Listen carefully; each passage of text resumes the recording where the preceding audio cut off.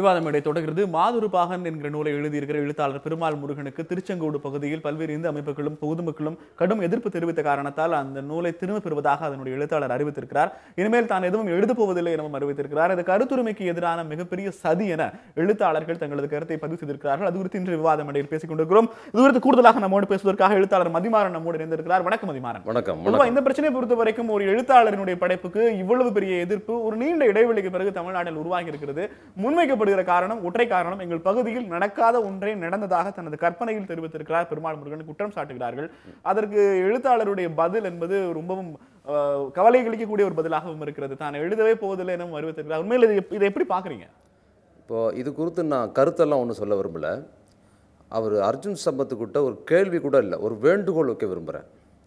பெருமாள் முருகன் என்கிற இந்து ஒரு குறிப்பிட்ட இந்து மக்களை இழிவாக பேசிட்டார் அப்படிங்கிறதுக்காக அர்ஜுன் சம்பத் என்கிற இந்து அதை கண்டிக்கிறார்.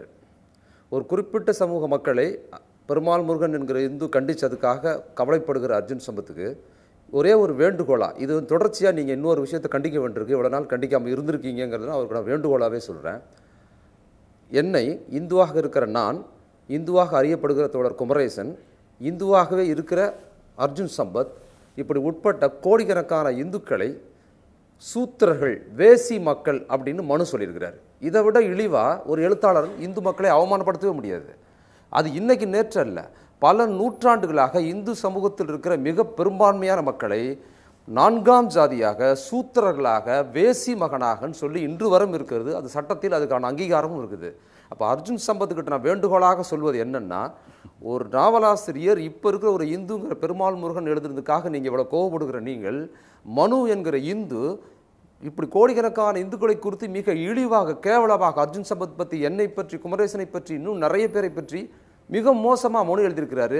வேத காலத்தில், வேதத்தில் இருக்குது, ரிக்வேதத்தில் இருக்குது. இப்போ அது குறித்தும் இதுக்கு அடுத்த கட்டமாக இதை விடவும் மிக கராராக மனு தர்மத்தை கொளுத்துவது, இந்துக்களை அவமானப்படுத்துகிற மனு தர்மத்துக்கு எதிராக போராடுவது என்கிற நீட்சியான போராட்டத்தை அர்ஜுன் சம்பத் செய்யணும்னு நான் ஒரு வேண்டுகோள் வைக்கிறேன்.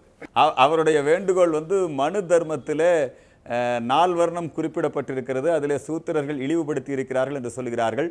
மனு என்பவன் ஒரு மனிதன் அல்ல, பல மனுக்கள் இந்த நாட்டிலே இருந்திருக்கிறார்கள். சமீபத்திலே கூட கலியுக மனுவாக இந்திய அரசியல் சாசனத்தை தந்த நம்முடைய அண்ணல் அம்பேத்கர் அவர்கள் அனுமதிக்க முடியாது.